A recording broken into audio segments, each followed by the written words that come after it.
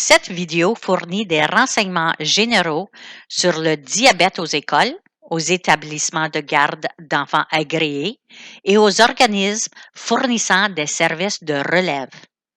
Elle s'appuie sur le matériel standard produit par le Système commun d'orientation et de réception des demandes. L'insuline est une hormone qui aide l'organisme à utiliser la nourriture comme source d'énergie. Une fois qu'une personne a mangé de la nourriture, celle-ci est décomposée en nutriments tels que le glucose. Le glucose est le carburant de base dont les cellules de notre corps ont besoin pour fonctionner. Ce glucose pénètre ensuite dans la circulation sanguine. L'augmentation du taux de glucose dans le sang déclenche la libération d'insuline par le pancréas. L'insuline se lie ensuite au récepteur des cellules. Le récepteur s'ouvre alors et laisse entrer le glucose dans la cellule. Le diabète est une maladie résultant d'un manque d'insuline. Il existe deux types de diabète, le type 1 et le type 2. Le diabète de type 1 survient lorsque le pancréas est incapable de produire de l'insuline. Par conséquent, le glucose ne peut pas pénétrer dans les cellules et être utilisé pour produire de l'énergie. Des injections quotidiennes d'insuline sont nécessaires pour permettre aux cellules de l'organisme d'utiliser le glucose. Le diabète de type 2 survient lorsque le pancréas ne produit pas suffisamment d'insuline ou lorsque l'organisme ne l'utilise pas efficacement. Une personne atteinte de diabète de type 2 peut avoir besoin d'insuline, mais il est possible de le gérer en équilibrant l'alimentation et l'exercice.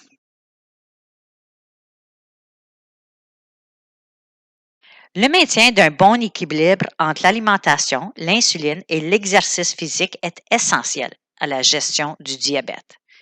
L'alimentation augmente la quantité de glucose dans le sang, tandis que l'insuline et l'exercice physique diminuent le glucose dans le sang.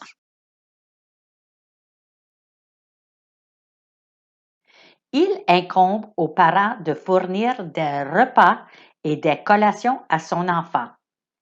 Les enfants atteints de diabète peuvent manger la plupart des aliments que les enfants aiment, y compris les bonbons et les sucreries. Toutefois, les enfants diabétiques réussiront mieux à maintenir un niveau de glucose sain s'ils consomment la même quantité de nourriture chaque jour et prennent les repas et les collations à la même heure chaque jour. L'absence d'un repas ou d'une collation peut entraîner une hypoglycémie. Les enfants ne doivent pas échanger ou jeter la nourriture. Le parent doit être avisé si son enfant donne de la nourriture ou accepte de la nourriture d'autres personnes. Les jeunes enfants peuvent avoir besoin d'être surveillés pour s'assurer qu'ils mangent la nourriture qui leur a été fournie. Il est également important d'informer le parent des événements spéciaux où de la nourriture sera servie afin qu'il puisse planifier en conséquence.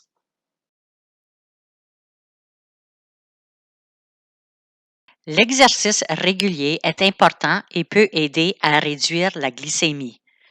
Certains enfants peuvent manger une collation planifiée avant l'exercice pour prévenir l'hypoglycémie. Une personne atteinte de type 1 diabète nécessite des injections quotidiennes d'insuline. Certaines personnes atteintes de diabète de type 2 peuvent également avoir besoin d'insuline. L'insuline est administrée de différentes manières, notamment à l'aide d'une aiguille et d'une seringue, d'un stylo à insuline et d'une pompe à insuline. Il incombe à l'enfant ou aux parents d'administrer de l'insuline et la plupart des injections peuvent être administrées à la maison. Si un enfant s'administre de l'insuline dans le cadre du programme communautaire, il est recommandé d'avoir un contenant pour objets tranchants et pointus sur place.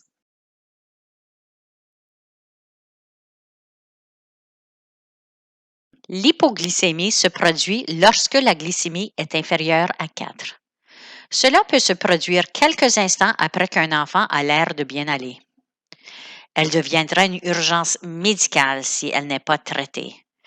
L'hypoglycémie peut être causée si on ne consomme pas suffisamment de nourriture, on saute ou reporte un repas, on fait plus d'activité physique que d'habitude ou on s'administre trop d'insuline.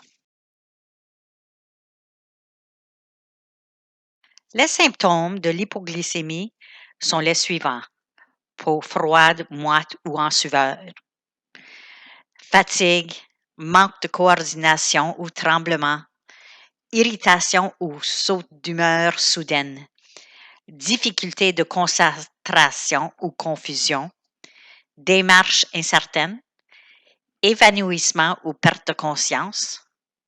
L'enfant peut se plaindre de nervosité, d'une faim excessive, de maux de tête, de vision embrouillée, d'étourdissement ou de douleurs d'estomac ou nausées. La plupart des enfants d'âge scolaire se rendent compte que leur taux de glycémie est bas. Cependant, les enfants plus jeunes peuvent ne pas être conscients de leurs symptômes. Si l'enfant présente des signes d'hypoglycémie, mesurez sa glycémie si son glucomètre est disponible et si le temps le permet. Si sa glycémie est inférieure à 4 ou il présente des signes d'hypoglycémie, demandez à l'enfant de manger un sucre à action rapide. Attendez de 10 à 15 minutes et mesurez à nouveau sa glycémie. Si elle est inférieure à 4 ou il présente encore des signes d'hypoglycémie, demandez à l'enfant de manger un deuxième sucre à action rapide. Attendez encore de 10 à 15 minutes et mesurez à nouveau sa glycémie. Si sa glycémie est inférieure à 4 ou il présente des signes d'hypoglycémie, demandez à l'enfant de manger un troisième sucre à action rapide et appelez le parent. Si vous ne pouvez pas rejoindre le parent, composez le 911.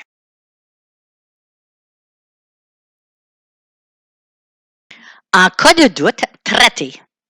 Si vous soupçonnez qu'un enfant souffre d'hypoglycémie, traitez-le avec un sucre à action rapide.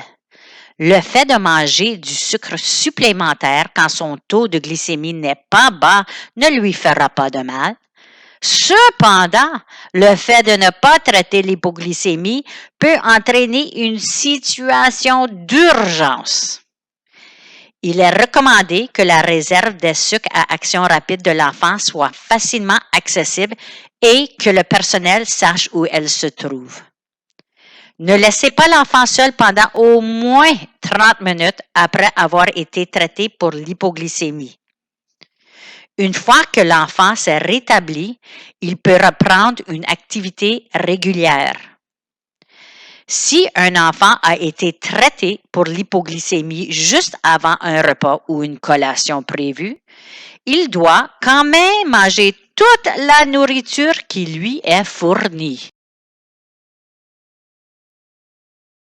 Une hypoglycémie sévère se produit lorsque le taux de glucose sanguin de l'enfant tombe très bas. L'enfant peut avoir une crise ou une perte de conscience. Le glucagon est une hormone qui est utilisée pour traiter l'hypoglycémie sévère. Il est administré par voie nasale ou par injection. Le personnel du programme communautaire peut l'administrer par le nez seulement. Si l'enfant reçoit le glucagon par injection, il doit être administré par le parent. La poudre nasale de glucagon Baqsimi est maintenant disponible au Canada. Il s'agit d'un vaporisateur nasal sec qui est absorbé par le nez de sorte qu'il n'a pas besoin d'être inhalé. Il sera efficace même si l'enfant est congestionné. Il peut être utilisé avec des enfants âgés de 4 ans ou plus. Baqsimi est disponible en une seule dose et peut être administré dans une seule narine. Il est conservé dans un tube sous une pellicule de plastique et ne doit pas être ouvert avant d'être utilisé. Si le tube a été ouvert, il peut être exposé à l'humidité, ce qui ne peut entraîner un mauvais fonctionnement. Baqsimi a une date de péremption et doit être remplacé lorsqu'il est périmé. Cependant, il n'est pas dangereux d'utiliser un Baqsimi périmé, mais il peut ne pas être aussi efficace. Lorsque vous utilisez Baqsimi, tirez sur la bande rouge pour retirer la pellicule de plastique. Ouvrez le couvercle et retirez le dispositif du tube. Tenez le dispositif entre les doigts et le pouce. N'appuyez pas sur le piston pour le moment. Insérez doucement la tige dans la narine jusqu'à ce que les doigts touchent l'extérieur du nez. Enfoncez complètement le piston. La dose a été administrée lorsque la ligne verte n'est plus visible. Jetez le dispositif et le tube ou les remettre au personnel des services médicaux d'urgence à leur arrivée. Si l'enfant diabétique a une crise ou une perte de conscience, placez l'enfant en position couchée sur le côté. Administrez de la poudre nasale Baqsimi si elle est disponible. Composez le 911. Prévenez le parent de l'enfant. Si l'enfant présente toujours des signes d'hypoglycémie sévère après 15 minutes, une deuxième dose de Baqsimi peut être administrée si elle est disponible.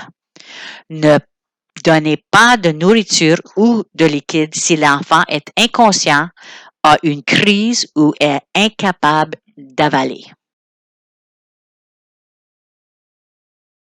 L'hyperglycémie se produit lorsque le taux de glucose dans le sang est supérieur à la valeur cible de l'enfant. L'hyperglycémie n'est pas une urgence médicale et ne nécessite pas de traitement immédiat.